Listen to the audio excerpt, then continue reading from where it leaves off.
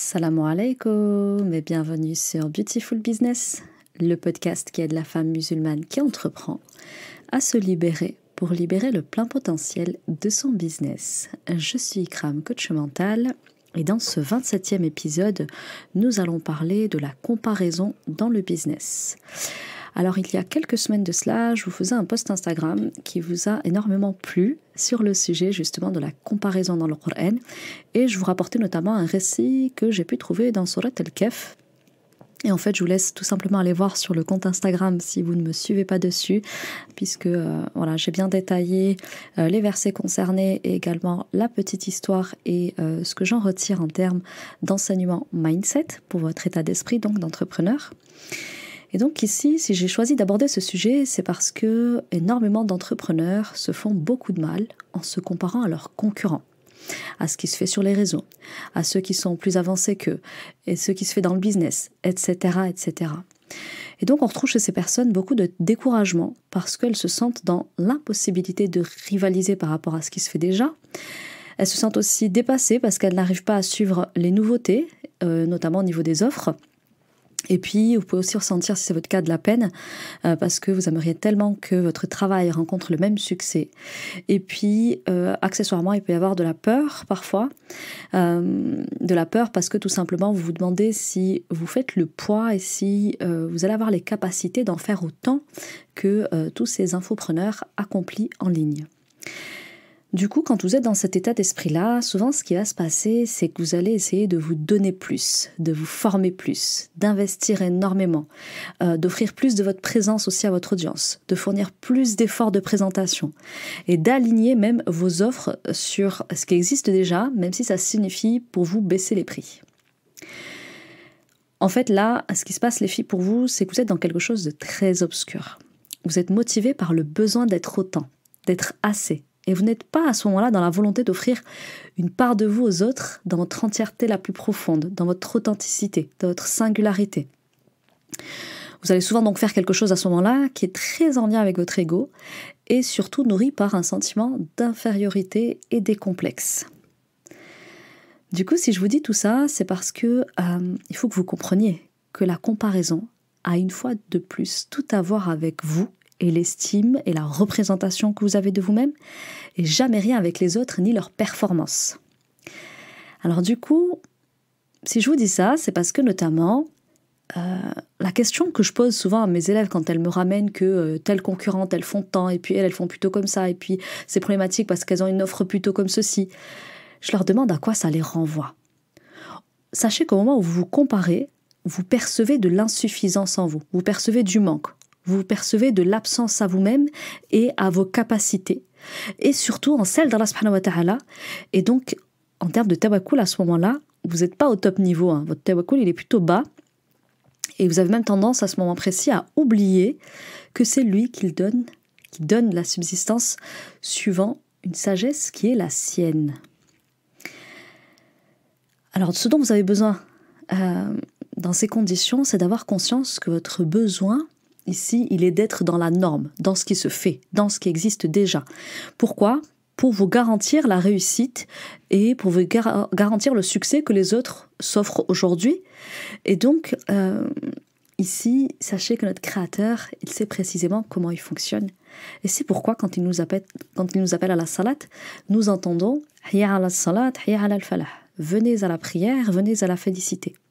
L'être humain est avide. Il a besoin que ses œuvres soient récompensées et couronnées de succès. Et ça, on le voit d'ailleurs très bien chez les enfants. Ils attendent toujours des félicitations, ils attendent toujours des congratulations. Et sachez que ce qui est vrai chez l'enfant est aussi très vrai chez les adultes que nous sommes. Du coup, quand vous comprenez ça, eh bien, vous abordez votre business avec un niveau de compréhension du din et de niveau de tawakkul qui est complètement différent et qui va complètement changer la donne pour vous. Vous ne serez plus dans la même comparaison. Et ça vous aidera à rester concentré sur les causes spirituelles à engager et sur les actions massives à mener pour avancer vers vos objectifs à vous, qui ne concernent que vous finalement. Et là, ça n'a plus rien à voir avec les autres. Donc du coup, la question à laquelle on va tenter de répondre à travers cet épisode, c'est comment en finir avec la comparaison qui sabote, parce que c'est elle qui est problématique. Vous verrez qu'il y en a une autre dont on va louer les mérites. Donc, la première chose qu'on ira faire dans cet épisode, c'est premièrement comprendre ce que dit de vous la comparaison au moment où vous y êtes. Parce que je dis bien c'est au moment où vous y êtes que ça se joue. Deuxièmement, on va aller se parler de la comparaison saine à laquelle nous sommes appelés en islam. Et puis, troisièmement, on verra le mindset qui va plutôt vous aider si vous commencez à l'adopter, Inch'Allah. Avant de démarrer, je voulais vous donner 2 informations importantes qui vous concernent vous et concernent nos élèves aussi. J'en profite d'être sur le podcast pour passer l'information et la relayer très haut et très fort. Au moins, vous ne pourrez pas dire que vous l'avez loupé. Donc, cette semaine, chez Beautiful Business, on va se parler de l'art de la communication sous 2 formes. Premièrement, mes élèves, la première info vous concerne puisque toutes celles qui sont élèves chez Beautiful Business ou bien qui bénéficient de l'abonnement membership bien dans mon business, sachez que ce mois-ci, votre masterclass du mois avec moi aura lieu ce mercredi 21 décembre à 20h30 et on va se parler de l'art de savoir communiquer lorsqu'on a un business en ligne. Ce sera en direct avec moi, vous pourrez me poser toutes vos questions. Donc c'est une masterclass qui est exclusivement réservée aux membres du membership et aux élèves BFB. Donc je vous rappelle que si vous voulez rejoindre le membership, vous pouvez le faire pour un abonnement de 97 € par mois sans engagement. Ça comprend l'accès à la masterclass du mois avec moi et l'accès également à 2 ateliers business par semaine, 2 permanences assurées par une experte de la stratégie digitale et de la vente en ligne et une experte du closing. Voilà, ça c'était pour la première info qui concerne nos élèves et abonnés du membership bien dans mon business. La deuxième info, c'est qu'il y en aura aussi pour vous, celles qui ne sont pas forcément clientes ou membres de notre membership. Puisqu'on va aussi se parler communication cette semaine en live, je recevrai l'équipe Élève ta voix, à savoir Sofiane et Cyril, à 21h ce jeudi 22 décembre. On se parlera de la prise de parole en public, qui vous savez est fondamentale dans nos activités en ligne, puisque nous avons tout intérêt à bien savoir communiquer et nous exprimer pour faire connaître notre savoir-faire et nos activités. Donc on se parlera ici de mindset, quel est le mindset à adopter pour avoir une bonne prise de parole en public, et on se parlera aussi de leurs meilleurs conseils pour performer dans vos prises de parole publiques. Voilà pour les petites infos, il est temps pour moi de rentrer dans le vif du sujet du jour. Alors aujourd'hui, on va se parler dans un premier temps de la comparaison et du symptôme que ça vient appuyer chez vous, que ça vient révéler chez vous. Il faut savoir que l'être humain, il peut ressentir le besoin de se comparer en certaines circonstances et situations, et nous verrons pourquoi. Et enfin, on continuera sur comment dépasser cette envie de se comparer de façon intempestive ou bien sans arrêt. Pour certaines, c'est vrai que c'est un petit peu plus fréquent, vous n'avez pas le même niveau de récurrence dans ça. Alors, tout d'abord, il faut comprendre que le besoin de se comparer est un besoin tout à fait égotique. C'est pas un besoin naturel lié à notre fitra. Je vais m'expliquer. La comparaison, c'est quelque chose de très humain. Donc, c'est-à-dire que tous les êtres humains sont, selon moi, à un moment donné ou à un autre, amenés à se comparer. Et ça, le Coran nous l'explique très bien à travers notamment le récit de l'histoire des frères du prophète Youssouf alayhi salam. Donc si vous allez lire la sourate Youssouf, vous y trouverez que ses frères, s'ils ont initié tout ce plan contre lui et s'il s'est retrouvé dans un puits, alayhi salam, c'est tout simplement par jalousie, parce que ses frères se sont comparés au niveau de l'affection que leur père lui portait et celui qui portait donc au reste des frères.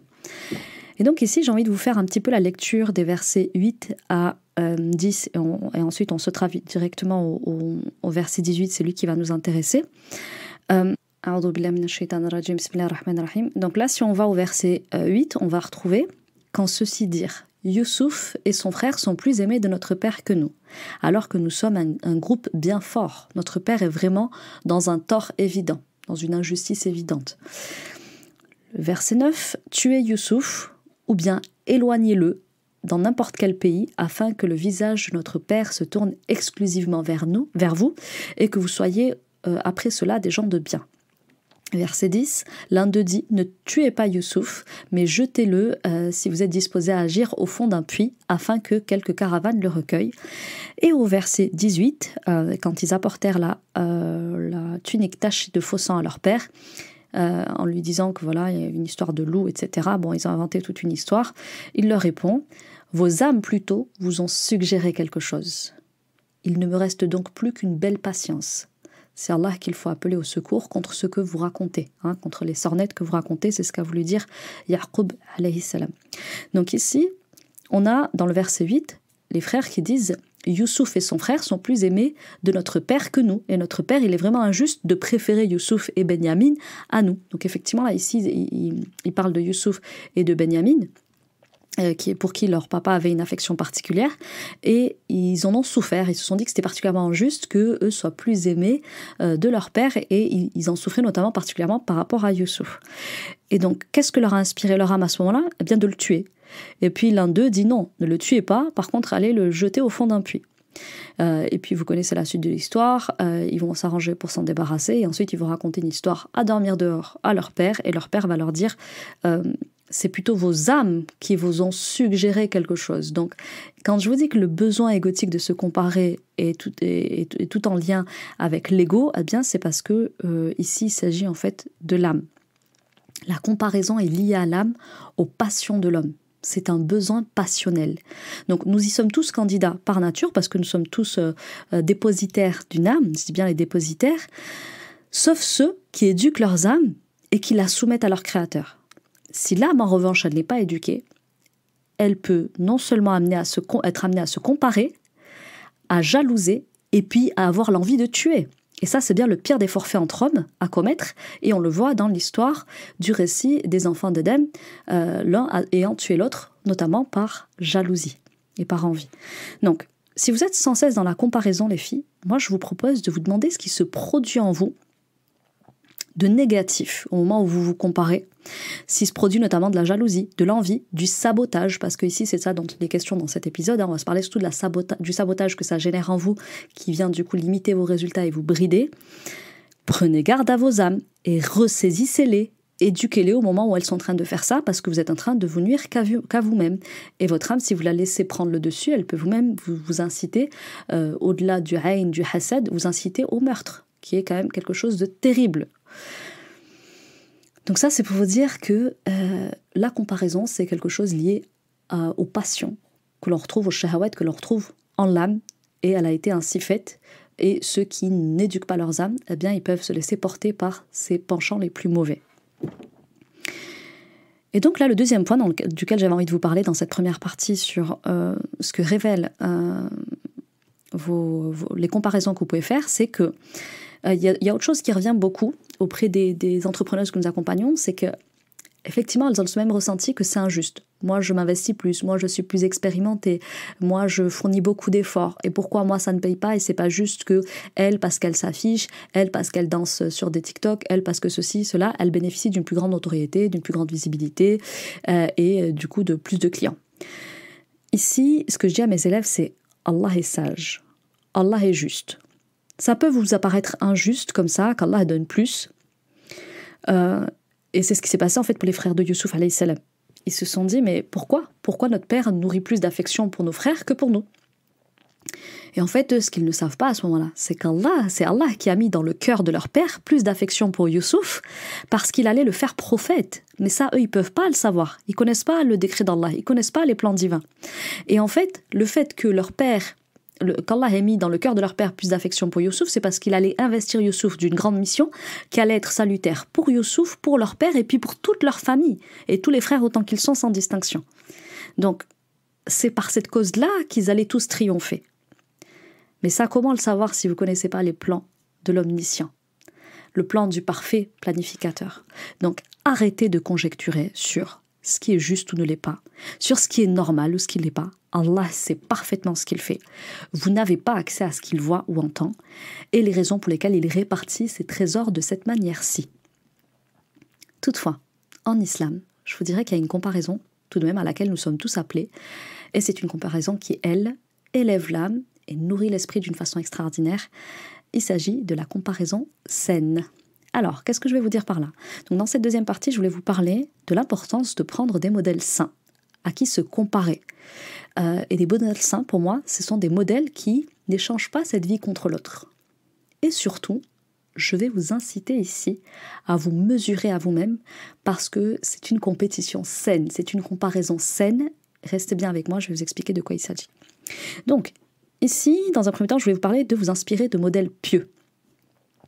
Dans le Coran al-Karim, on est plusieurs fois appelé à se concurrencer dans le bien, à se comparer du coup dans le bien. Parce que comment est-ce qu'on peut se concurrencer dans le bien sans se comparer? On retrouve notamment dans la sourate al-Baqarah, le verset 148, « Rivalisez donc dans les bonnes œuvres ». Et on retrouve dans la sourate 23, verset 61, « Ceux-là se précipitent vers les bonnes actions et sont les premiers à les accomplir ». Donc rivaliser, ça suppose effectivement l'esprit de compétition, de concurrence dans le bien, et ce sont les premiers à les accomplir. Les premiers, donc, c'est qu'il y a un ordre. Il y a ceux qui se précipitent et il y a ceux qui ne se précipitent pas vraiment dans le bien. Donc Allah, il nous dit, soyez les premiers, parmi les premiers à œuvrer, concurrencez-vous, rivalisez les uns avec les autres, et soyez les premiers à faire le bien, à ouvrir la voie aux autres au bien. Donc en islam, nous avons à nous comparer que pour être meilleurs en piété et en bonnes œuvres. Et là, j'ai envie de vous proposer aussi, toujours dans Surat Al-Kahf, la suite du récit. Donc, je vous disais le fameux récit que je décrivais sur Instagram, et je vais y revenir un petit peu plus tard dans le podcast pour vous en reparler à nouveau. Donc, je vous disais, c'est entre les versets 32 et 44 qu'on trouve cette histoire. Et dans le verset 45 et 46, Allah nous propose une autre parabole, et il nous dit « Proposez-leur l'exemple de la vie d'ici-bas. Elle est semblable à une eau que nous faisons descendre du ciel. La végétation de la terre se mélange à elle, puis elle devient de l'herbe desséché que les vents dispersent. Allah est certes puissant en toutes choses. Les biens et les enfants sont l'ornement de la vie de ce monde. Cependant, les bonnes œuvres qui persistent ont auprès de ton Seigneur une meilleure récompense et suscitent une belle espérance. » Donc là, après nous avoir donné l'exemple du récit dont je vais vous parler un petit peu plus tard dans le podcast, Allah il nous parle des ornements de cette vie, et il nous dit que il y a finalement ceux qui courent après les biens de ce monde, hein, les biens, les enfants, voilà tout ce qui ici-bas nous permet de nous sentir exceptionnels, extraordinaires, généreusement pourvus. Et puis il y a ceux qui courent après les bonnes œuvres. Et c'est ces œuvres-là qui vont persister auprès de votre Créateur. Donc, quand vous prenez des gens à qui vous comparez, comparez-vous à ceux qui n'échangent pas cette vie contre l'autre. Prenez des exemples qui, eux, recherchent la satisfaction de leur Créateur et qui œuvrent pour la vie future et pas uniquement pour la vie présente. Donc comparez-vous aux pieux, ceux qui recherchent la réussite dans l'autre monde et n'échangent pas la demeure dernière contre cette vie. Ça, c'est des modèles sains à prendre. Vous avez le droit de vous comparer, mais choisissez des gens qui sont meilleurs que vous en piété et qui recherchent la réussite dans l'autre monde avant tout. La seconde chose, c'est de se mesurer à soi. C'est ok de se comparer, à des modèles pieux, qui sont en quête de piété et d'élévation et de réussite dans notre monde avant tout. 2, comparez-vous à vous-même. Je vais vous parler ici de s'appréhender, de se mesurer à soi. Les plus grands compétiteurs, au-delà même de l'islam et de la quête des bonnes œuvres, pour moi, ce sont les sportifs. Et si vous prenez par exemple un CR7, Cristiano Ronaldo, c'est des personnes qui se comparent à qui ils étaient hier, à qui ils étaient aujourd'hui, à qui ils sont aujourd'hui et qui ils veulent être demain. Il est censé regarder sa perf d'hier, celle qu'il a faite aujourd'hui et celle qu'il veut pour demain. Compare-toi à ton toi d'hier, ton toi d'aujourd'hui, ton toi de demain. C'est comme ça que réalisent les plus belles performances ceux qui aujourd'hui s'inscrivent dans les plus belles réussites de ce bas monde et surtout ceux qui veulent œuvrer pour le delà avant tout, parce que sachez que ce à quoi je vous appelle là, c'est quand même votre chantier principal en tant que musulman. On parle ici ni plus ni moins que du djihad nafs. Comparez-vous à celle que vous étiez hier, celle que vous êtes aujourd'hui, celle qu'Allah veut que vous soyez demain. Vous allez mieux maîtriser les élans passionnels de vos âmes, vous allez pouvoir les éduquer et grandir en vous mesurant à vous-même. Et c'est le plus grand djihad à mener, c'est celui contre les mauvais penchants de nos âmes, qu'Allah nous le facilite à tous. Et puis là, j'ai envie de vous parler du mindset à adopter avant de vous laisser, puisque c'est bien de vous dire ce qu'il ne faut pas faire, qu'est-ce qui est encouragé à faire dans l'islam. Et puis j'ai envie de vous partager deux états d'esprit que j'aime partager à mes élèves quand je les trouve un petit peu dans ce mindset-là. C'est de leur dire, dans la Surat Al-Kahf, effectivement, dans le verset 44, on trouve deux notions, la notion de souveraine protection et la notion de meilleure récompense et de meilleurs résultats, et je vais venir les détailler tout de suite. Donc, première chose à vous mettre dans le crâne, les filles, et vraiment il faut que ça rentre une bonne fois pour toutes, Inch'Allah, et c'est comme ça que vous allez avoir des résultats dans votre vie, surtout dans la demeure dernière, c'est ayez la conviction qu'Allah protège votre subsistance et qu'il en est l'unique garant. Effectivement, on retrouve dans Surat Al-Kahf le récit dont je vous ai parlé en tout début d'épisode, Donc effectivement, Allah nous propose une magnifique parabole des versets 32 à 44 de Surat Al-Kahf. Et je vais vous en faire lecture, Inch'Allah, ça m'aidera à mieux vous proposer le mindset que je vous suggère. Les 2 jardins produisaient leur récolte sans jamais manquer. Et nous avons fait jaillir entre eux un ruisseau. Et il y avait des fruits. Et dit alors à son compagnon, avec qui il conversait, « Je possède plus de biens que toi. Et je suis plus puissant que toi, grâce à mon clan. » Il entra dans son jardin coupable envers lui-même par sa mécréance, et il dit, « Je ne pense pas que ceux-ci puissent jamais périr. Et je ne pense pas que l'heure viendra. Et si on me ramène vers mon Seigneur, je trouverai certes meilleur lieu de retour que ce jardin. » Son compagnon lui dit, tout en conversant avec lui, « Serais-tu mécréant envers celui qui t'a créé de terre, puis de sperme, et enfin t'a façonné en homme ? Quant à moi, c'est Allah qui est mon Seigneur, et je n'associe personne à mon Seigneur. En entrant dans ton jardin, que ne dis-tu ? Telle est la volonté et la grâce d'Allah. Il n'y a de puissance que par Allah. Si tu me vois moins pourvu que toi, en bien et en enfant, et il se peut que mon Seigneur bientôt me donne quelque chose de meilleur que ton jardin, qu'il envoie sur ce dernier du ciel quelque calamité et que son sol devienne glissant, ou que son eau tarisse de sorte que tu ne puisses plus la retrouver. » Et sa récolte fut détruite.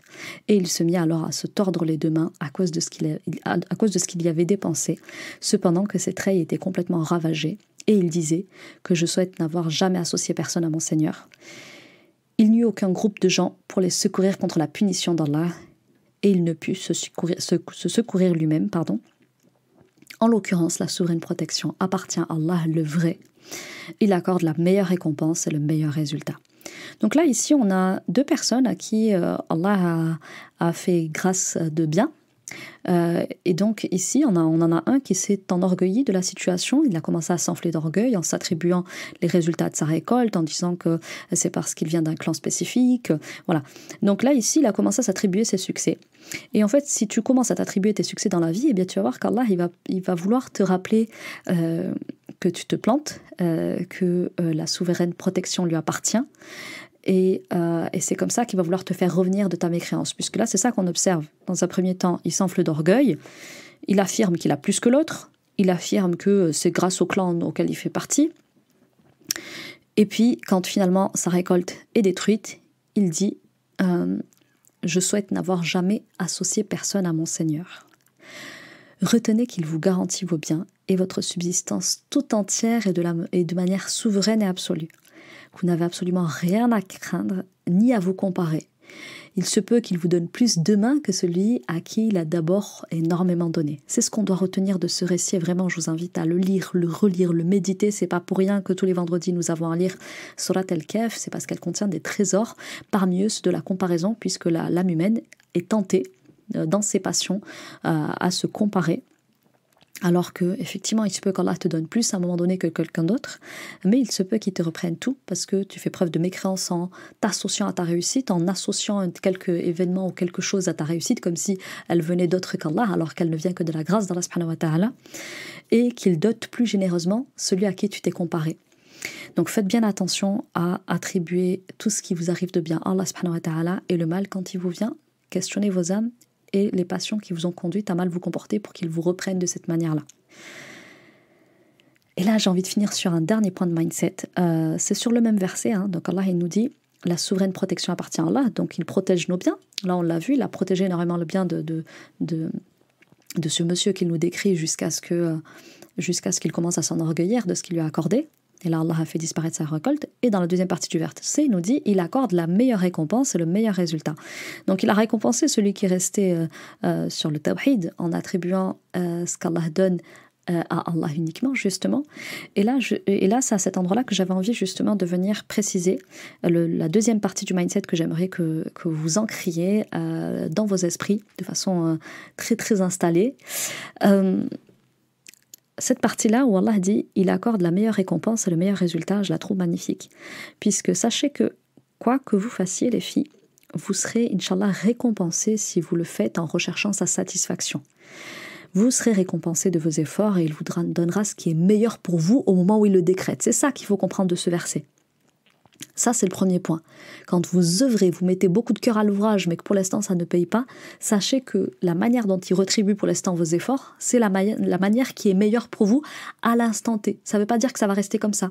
Dans ce récit, si on le reprend encore une fois, à un moment donné, il a plus donné à l'un qu'à l'autre. Et puis à un moment donné, il a renversé la tendance. C'est-à-dire que celui qui commençait à s'enorgueillir s'est retrouvé sans rien. Donc l'autre s'est retrouvé au-dessus de lui. Vous voyez ce que je veux dire? Donc à un instant T, c'était meilleur pour la foi du second d'être moins généreusement pourvu que l'autre, parce que ça lui a permis de rester sur le tawhid. Et c'est ça la meilleure récompense pour lui. Peut-être que s'il avait été plus généreusement pourvu que l'autre, c'est lui qui serait tombé dans le piège de la mécréance.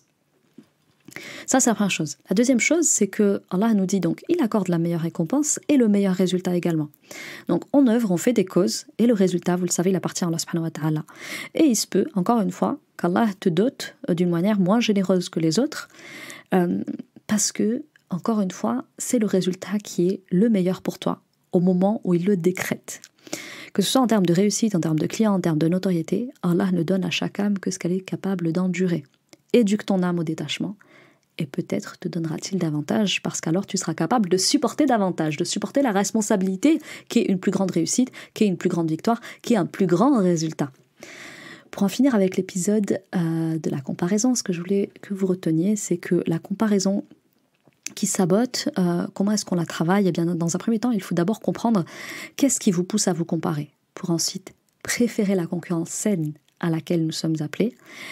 Et la première chose justement à laquelle vous devez penser, c'est 1. J'éduque mon âme à s'élever au-dessus de la comparaison malsaine.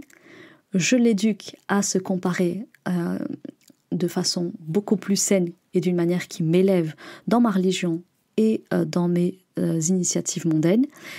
Et surtout, restez bien avec la conviction qu'Allah est garant de votre subsistance et que non seulement il ne laisse pas vos œuvres vaines, puisqu'il les récompense de la meilleure des manières, mais qu'en plus il octroie les meilleurs résultats, et cela en toute affaire et situation. On en a fini pour l'épisode du jour, les filles. Pour ma part, je suis très heureuse de vous avoir proposé ce sujet. Je vous retrouve la semaine prochaine avec une invitée un petit peu spéciale. On se parlera de devenir une Nissa Boss. Pour la plupart, je pense que vous la connaissez, sinon ce sera pour vous une agréable surprise. Je vous rappelle que je vous retrouve, chers élèves et abonnés du membership, dans la masterclass du mois, pour laquelle d'ailleurs vous pouvez nous rejoindre. On parlera de l'art de la communication lorsqu'on a un business en ligne.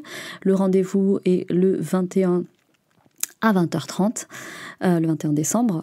Et puis pour les autres, pour celles qui ne sont pas élèves chez nous ni abonnés du membership, vous aurez également la possibilité de me retrouver le 22 décembre à 21h cette fois-ci avec l'équipe Élève ta voix pour un live prise de parole en public.